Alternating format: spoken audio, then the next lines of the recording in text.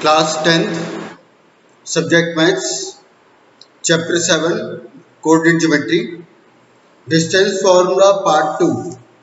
कल मैंने distance formula का इंट्रोडक्शन किया था, उसका यूजेस के ऊपर किया था। आज उसके ऊपर थोड़ा डिफरेंट टाइप का क्वेश्चन। डिस्टेंस फार्मूला में हमने देखा था टोटल 3 आइटम्स हैं। एक उसका डिस्टेंस, दूसरा ए के कोऑर्डिनेट्स, तीसरा बी के कोऑर्डिनेट्स।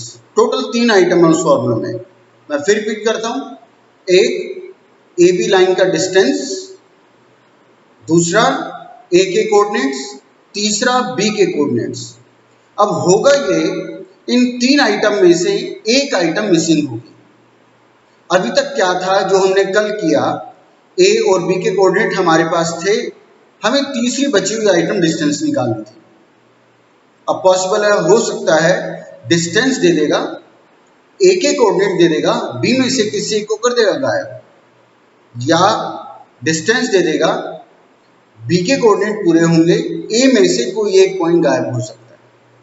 फॉर्मूला वही है, कंसेप्ट वही है, बस उसी के ऊपर हमें थोड़ा सा डिफरेंट डिसीजन लेना होगा।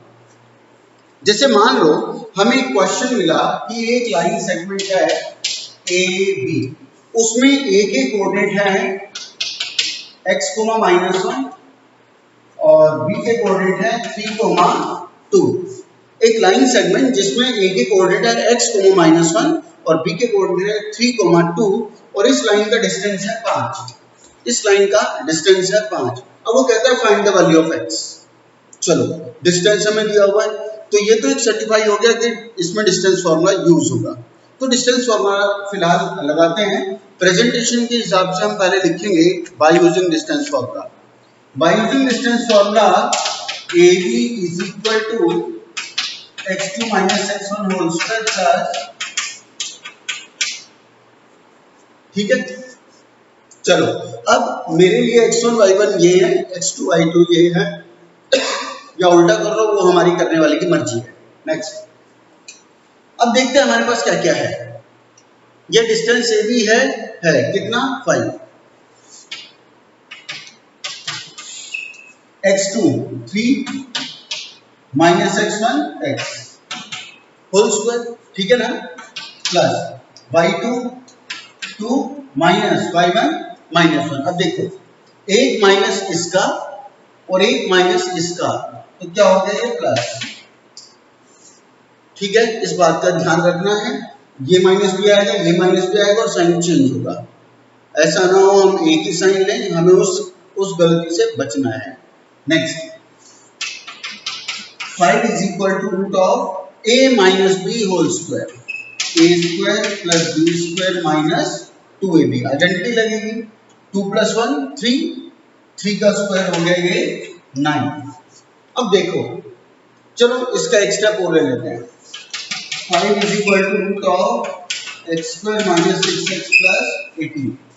अब यहां तक तो जितना सिंप्लीफाई होना था ये हो चुका। अब ये x तब आएगा जब ये रूट हटेगा। जब तक रूट नहीं हटेगा हम x फाइंड आउट नहीं कर सकते। तो हमें डिसीजन क्या लेना चाहिए, squaring both side. Squaring both side की तो कितना हो गया 25 is equal to x square minus 6x plus 18, x square minus 6x plus 18 minus 25 equal 0, x square minus 6x minus 7 equal 0, ठीक है।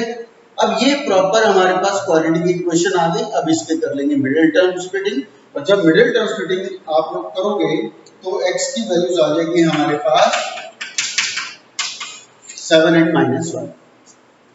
जब इसका मिडिल टर्म स्प्लिटिंग कर लोगे तो हमारी x की वैल्यूज आएगी 7 and -1। ये हमारा आंसर हुआ। ये 2 मार्क्स की टाइप है बेटा, 2 मार्क्स में इसके ऊपर क्वेश्चन आता है। फिर रिपीट करता हूं, फॉर्मूले में टोटल 3 कंटेंट हैं। एक डिस्टेंस ए बी, दूसरा ए के कोऑर्डिनेट, तीसरा बी के कोऑर्डिनेट। कल तक जो हमने किया था ए और बी के पूरे कोऑर्डिनेट थे, मिसिंग डिस्टेंस निकालना था और हमने निकाला।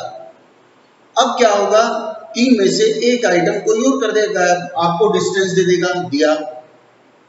ए का कोऑर्डिनेट में से एक पॉइंट गायब कर दिया, बी आपके पास पूरा है।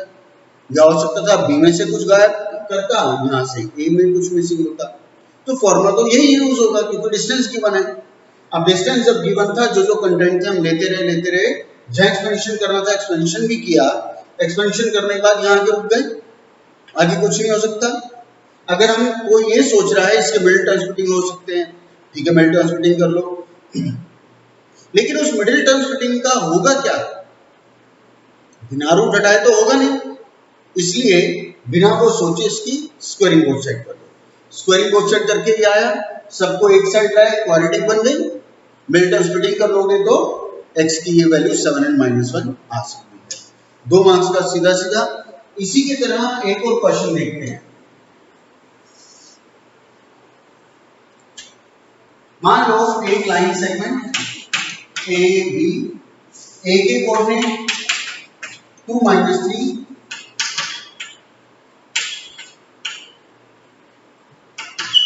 और बी के कोऑर्डिनेट 10, y, डिस्टेंस दिया हुआ है इसका 10 यूनिट। तो अब की बार मैंने वहां पे गायब करके दिखा दिया, तो हम लगाते हैं डिस्टेंस फॉर्मूला।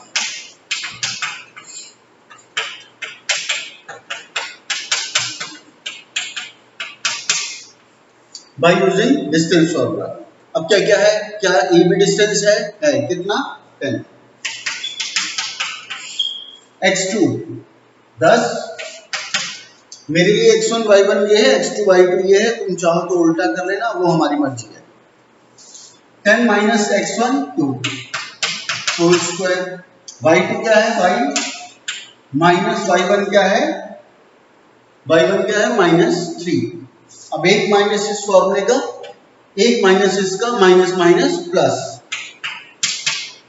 ये गलती ना हो जाए, हमें ऐसा बचना है। चलो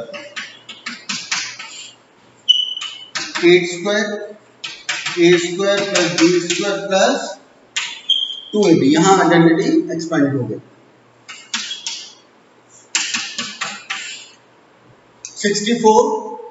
64 और 9 कितना हो जाएगा 74।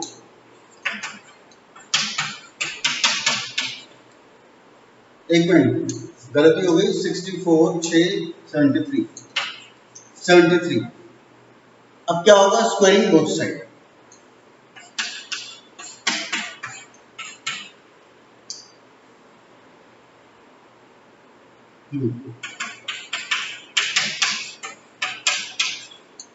सबको एक साइड y² + 6y, यहाँ आगे माइनस होगा 27 = 0। प्रॉपर क्वाड्रेटिक आ गई, फैक्टर 9 and 3 हो गई, आंसर आपका आ गया। तो ऐसे ये क्वेश्चन चलेंगे। इसी में एक नेक्स्ट टाइप,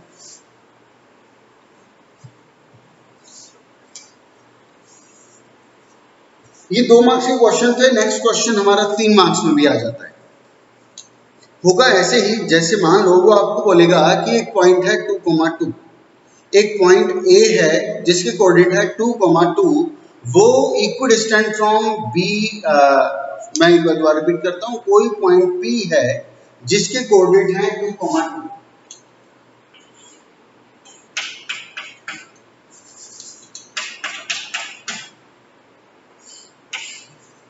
जिसके कोऑर्डिनेट्स हैं 2,2, वो ये कहता है point P 2,2 equidistant from A and B, equidistant from A and B, और उसके कोऑर्डिनेट्स हैं -2, k और -2k और -3। Find the value of k। वो कहता है if the point p equidistant from a and b then find the value of k, या कोई भी मिसिंग आइटम, तो उसकी हमें कुछ ऐसे फिगर बनानी चाहिए। दूसरा, होने को ऐसे भी फिगर हो सकती है, यहाँ p आ गया, ये a हो गया, ये b हो गया, ये भी इक्विडिस्टेंट है। लेकिन जब इक्विडिस्टेंट कहे तो अगर हम ये फिगर बनाते हैं तो ये एक यूनिक केस है। यूनिक केस से मतलब ये है कि वो बी, ए और बी पॉइंट बी पी की लाइन में ही आ रहे हैं, जबकि स्टेटमेंट में सिर्फ इतना बोला गया कि P is equidistant from A and B. अब उसने ये तो नहीं कहा कि P A B are collinear points where P is equidistant from A and B, ऐसा तो उसने बोला ही नहीं। तो जब ऐसा नहीं बोला तो हमें ऐसी फिगर बनानी भी नहीं चाहिए, क्योंकि ये एक यूनिक केस है। इसके अलावा तो कहीं पे भी हो सकते हैं, किसी भी डायरेक्शन में हो सकते हैं। इसलिए ये आदत डाल लें कि जब भी इक्विडिस्टेंट कहा जाए तो हम इस तरह का प्रेजेंटेशन दें। ये मैंने इसलिए रिपीट किया है क्योंकि हर साल मैं ऐसा देखता हूँ, हर साल मैं इस बात पर काफी बोलता हूँ और बार बार काफी बार इस चीज को रिपीट किया जाता है, फिर भी स्टूडेंट्स करते क्या है, उसको कोलिनियर दिखा देंगे, किसी तरह में दिखा देंगे और उसके बाद आगे जाके वो गलत डिसीजन ले लेते हैं, जिसकी वजह से क्वेश्चन 3 मार्क्स पूरे गए। आगे जैसे मैंने बताया था, इस चैप्टर में टोटल 3 कंसेप्ट है। एक इसमें आगे जाके कंसेप्ट सेक्शन फॉर्मूला के नाम से है, वहां पे भी ऐसा मिड पॉइंट इक्विडिस्टेंट वाला टर्म आता है। तो स्टूडेंट्स करते क्या है, इस इक्विडिस्टेंट के कंसेप्ट को वहां पे लगा देते हैं, वो पूरा गलत हो जाता है। वो जब आएगा तब मैं उसके साथ रिलेट करके तुम्हें बताऊंगा। लेकिन फिलहाल आप सब इतना याद कर लो, इतना रट लो कि जब भी इक्विडिस्टेंट होगा तो एक सीधी लाइन में बिल्कुल नहीं दिखाना उसको। अगर ऐसा तुमने दिखा दिया तो गलती होने के पूरे चांस हो जाएंगे, तो इसलिए इसको ऐसा ही हमें दिखाना चाहिए। खैर, अब इसने कहा P is equidistant from A and B whose coordinates are, ये मैंने सारे लिखे। तो पहले तो एक काम ये करते हैं, उसने PA is equal to PB कहा, तो इसका मतलब इसका डिस्टेंस इसके डिस्टेंस के इक्वल लेके चलना है। अब मेरी मर्जी है, मैं इसका डिस्टेंस निकालूं पहले अलग, फिर इसका डिस्टेंस निकालूं अलग, और आगे जाके लिखूं फिर कि since these are equidistant from P, तो this implies P A equal P B, फिर जो भी डिस्टेंस आए उनको इक्वल कम करवा कर रख दो और आगे चला। एक तो तरीका ये है। दूसरा तरीका ये है, क्योंकि मुझे बोला गया है शुरू में ही कि P is equidistant from A and B, तो क्यों ना हम उसको दोबारा ये शुरू से लेकर के चले।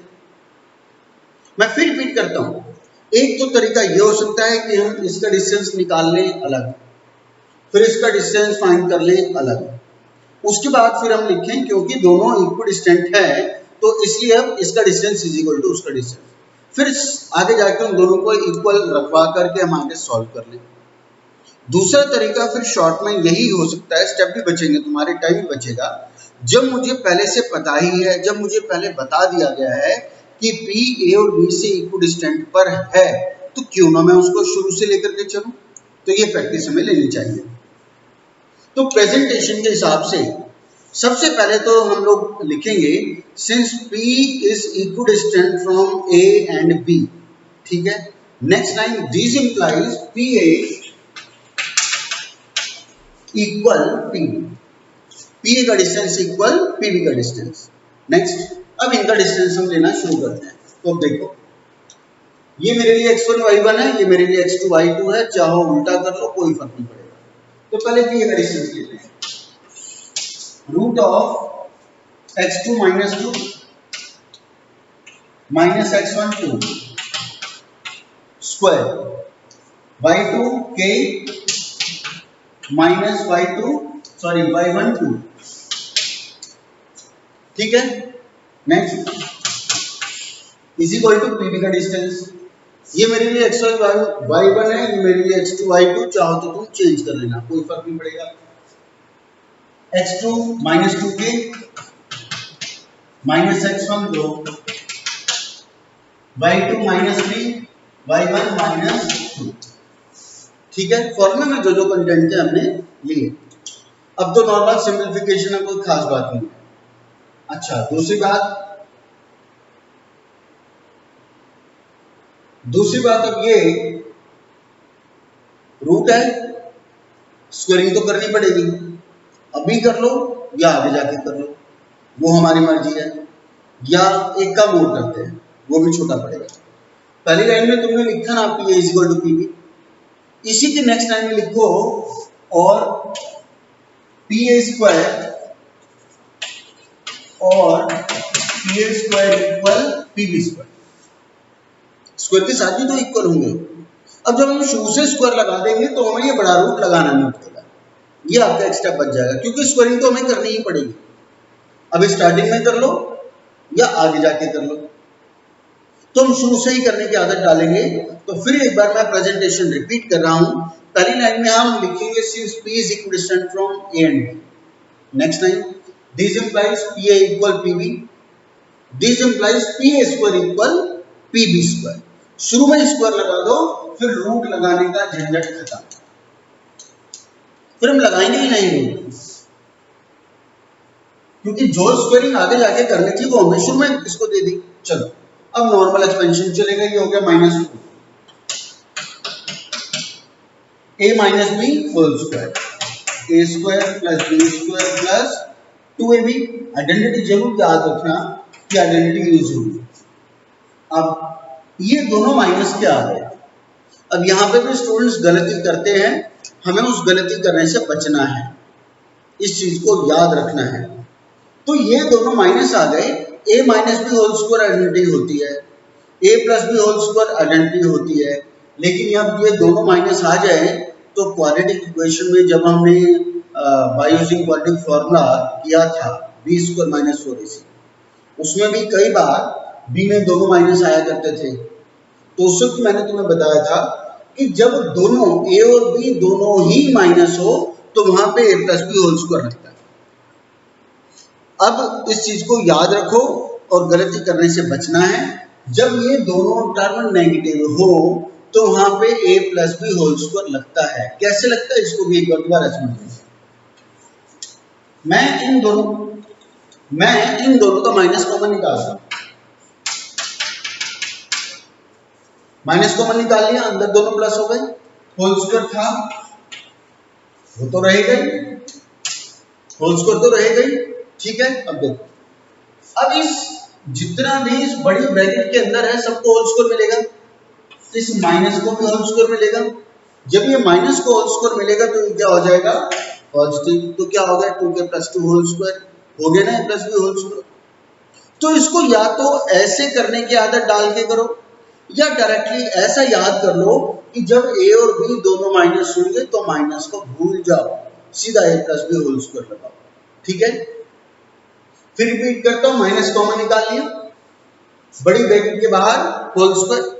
अब ब्रैकेट के अंदर जितने भी टर्म्स हैं सबको स्क्वायर मिलेगा, इस माइनस को भी स्क्वायर मिलेगा, इस ब्रैकेट को भी स्क्वायर मिलेगा। जब माइनस को स्क्वायर मिलेगा तो वो तो पॉजिटिव हो जाएगा और ये तो होल स्क्वायर है, ये तो आगे जैसे चलेगा चलेगा। तो या तो इस वजह से आदत डाल लो और या डायरेक्ट ये याद कर लो कि जब दोनों a और b दोनों होल स्क्वायर माइनस में होंगे तो वहां सीधा सीधा a minus B whole square apply होगा। तो चलो खोलता हूं, a square plus b square plus 2ab क्या होगा 5, ये कितना हो गया 25, माइनस 5 का स्क्वायर प्लस 25 हो जाएगा और यहाँ पे -4 का स्क्वायर 16 हो जाएगा। ठीक है, चलो अब नॉर्मल क्लरिकल काम, कटिंग देखो कोई है, +4 से +4 दोनों तरफ कैंसिल, क्योंकि यहाँ पे -4 होगा तो 0 हो ही जाएगा। और कोई कटिंग के चांस, कोई चांस नहीं है। 4k स्क्वायर, ये k स्क्वायर यहाँ के माइनस होगा तो कितना बच गया 3k स्क्वायर, यहाँ के इससे माइनस होगा 3k स्क्वायर। चलो इसका काम हो गया। -4k वहां जाके +4k होगा, +8k 12k। ठीक है, नेक्स्ट 16 है, वहां जाके माइनस होगा, कितना बच गया +9 इक्वल 0, अगर मुझसे कोई गलती नहीं हुई है तो। चलो अब मिडिल टर्म स्प्लिटिंग करने हैं, लेकिन उससे पहले मैंने देखा 3 कॉमन आ रहा है, निकाल दो, 3 से रिड्यूस कर दो, k square 4k plus 3 equal 0। अब ये एक सिंप्लीफाइड छोटी सी क्वाड्रेटिक इक्वेशन आ गई, इसके मिडिल टर्म स्प्लिटिंग कर लेंगे और मिडिल टर्म स्प्लिटिंग करके -1 एंड -3 इसके आंसर आ गए। तो ये 3 मार्क्स का क्वेश्चन बनता है। जहां जहां मुश्किल पेपर देता है स्कूल्स, मैं स्कूलिंग लेवल की बात कर रहा हूँ, बोर्ड में तो ये 3 मार्क्स का ही आता है। स्कूलिंग लेवल पे किसी किसी स्कूल में 3 का देंगे, किसी में 2 का देंगे, जहां मुश्किल पेपर बनता है वहां 2 का देंगे। तो सारा काम वही है, इक्विडिस्टेंट कहा था, डिस्टेंस अभी तक हम एक डिस्टेंस निकाल देते हैं, अब 2 डिस्टेंस हैं। उसने खुद कहा था कि इक्वल है तो हमने इक्वल रखवा कर उससे आगे चला दिया। एक और एग्जांपल ले लेता हूं। नेक्स्ट एग्जांपल लेने से पहले, कोई पॉइंट अगर x एक्सिस पर होता है तो हम उसके कोऑर्डिनेट क्या मानते हैं, सोचो। कोई पॉइंट अगर एक्स एक्सिस पर लाई कर रहा है तो हम उसके कोऑर्डिनेट क्या एज्यूम करते हैं, बिल्कुल x, 0। कोई पॉइंट x एक्सिस पर आता है तो हम उसके कोऑर्डिनेट एज्यूम करते हैं x, 0, चाहे वो नेगेटिव साइड हो या पॉजिटिव साइड, उससे कोई मतलब नहीं होता। ठीक ऐसे ही कोई पॉइंट अगर y एक्सिस पर लाई कर रहा है तो उसके कोऑर्डिनेट क्या एज्यूम करते हैं, बिल्कुल 0, y। उससे कोई फर्क नहीं पड़ता कि वो ऊपर है या नीचे है। तो x एक्सिस पे कोई पॉइंट लाई करता है तो x, 0, और y एक्सिस पे कोई पॉइंट लाई करता है तो 0, y। अब क्वेश्चन ये है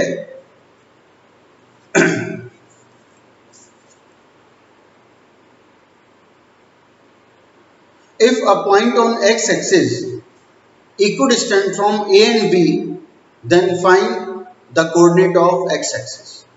If the point P lies on x axis which is equidistant from a and b, then find the coordinate of P. उसने कहा कि कोई पॉइंट P है, नाम कुछ भी हो सकता है, A, B, C, D कुछ भी हो सकता है। If the point P या if any point equidistant from A and B, if any point on x axis equidistant from A and B, तो अब x axis पे उसने कहा तो उसके कोऑर्डिनेट क्या लेंगे, x, 0। If the point P जो लाई कहां पे कर रहा है, x एक्सिस पर, तो उसके कोऑर्डिनेट हमने क्या ले लिया, x, 0। Equidistant from A and B, whose coordinates are 2, -3 और -2, 9। अब वो कहता है find the point on x axis या find the coordinate of P। देखो सारा क्वेश्चन वही है, बस शुरू में उसने चेंज कर दिया। P के डायरेक्टली कोऑर्डिनेट देने के बजाय उसने x एक्सिस के बारे में कहा कि वो पॉइंट P x एक्सिस पे आ रहा है जो A and B से इक्विडिस्टेंट है। अब x एक्सिस पे आ रहा है तो हमें सोचना है उसके कोऑर्डिनेट क्या लेकर चले, तो x, 0। बाकी वही है, फर्स्ट लाइन में लिखेंगे सिंस P इज इक्विडिस्टेंट। हाँ, इसमें एक चीज और लिखेंगे, since point P lies on x axis then let the coordinate of P be x, 0। भाई बताना पड़ेगा ये x, 0 क्या है, क्यों है। तो शुरू में लिखोगे since the point P lies on x axis then let the coordinate of P be x, 0। Next line लिखोगे since P is equidistant from A and B, तो this implies PA equal PB। Under root लगाना पड़ेगा, उससे बचने के लिए शुरू से स्क्वायर लेके चलते हैं। तो नेक्स्ट टाइम में लिखोगे और PA is equal to PB square. अब फॉर्मूला लगाने शुरू करते हैं। अंडर रूट तो लगाएंगे नहीं क्योंकि हमने पहले स्क्वायरिंग दिखा दी। मेरे लिए x1 y1 ये है, x2 y2 ये है, तुम चाहो उल्टा कर लेना। x2 2 माइनस x1 x,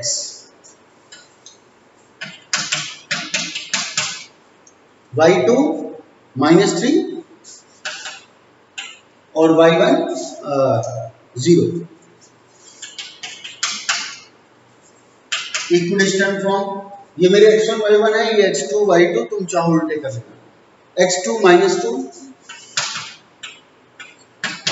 0 और 9 -0। आगे चलते हैं। Next a - b whole square, a square plus b square -2ab, -3 -0 -3, तो -3 का स्क्वायर सीधा सीधा 9 कर दिया। फिर दोनों माइनस आ गए, फिर दो माइनस आ गए, तो जैसे मैंने बताया था तो माइनस कॉमन निकाल के पॉजिटिव करके दिखा दो। अदरवाइज हम ये याद कर लें कि जब दोनों a और b नेगेटिव हो तो सीधा a + b होल स्क्वायर खोलेंगे, माइनस को भूल जाओ। a square plus b square plus 2ab और 9 का स्क्वायर 81। अब बाई चांस x स्क्वायर से x स्क्वायर एक इंस्टॉलमेंट में गया। नेक्स्ट दो, 4 से 4 भी गया, यहाँ तो आपका कटिंग में फ्री में काम हो गया। अब इसको यहाँ ले आया -4x और ये यहाँ के -4x -8x, ये 81 वहां जाके माइनस होगा तो कितना बचेगा, 180 80, अरे कितना बचेगा, 9 2 11 82 हमारा पॉजिटिव बचेगा।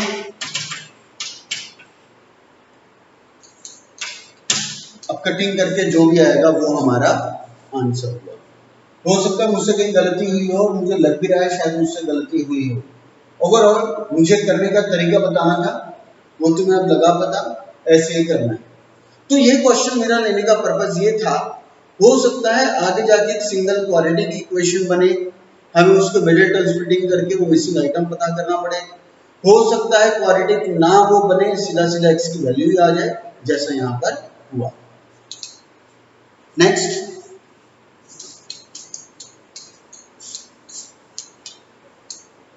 अब वो कहे find a point on y axis which is equidistant from A and B, या point P lies on y axis which is equidistant from A and B। कोई भी कहानी बना के बोल सकता है।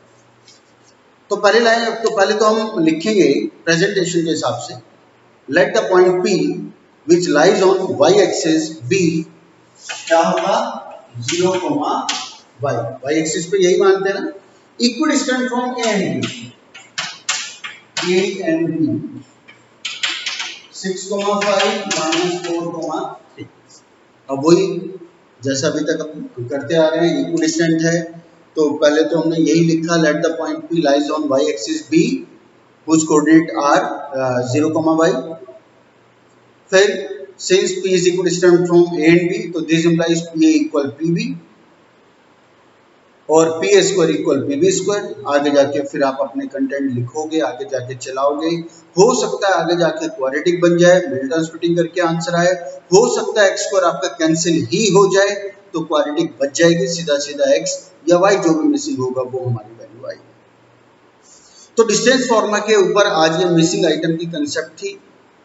कल के असाइनमेंट में मैंने एक लास्ट क्वेश्चन राइट ट्राइंगल में जिसमें ए की वैल्यू फाइंड आउट करनी थी, अपनी तरफ से मैंने जानबूझ के डाला था। मैं देखना चाहता था कितने हमारे में से स्टूडेंट्स बिना मेरे उस पॉइंट पर डिस्कस किए उस क्वेश्चन को कर पाएंगे, और लगभग 85% स्टूडेंट्स ने उस क्वेश्चन को पूरा सही आंसर के साथ सबमिट किया।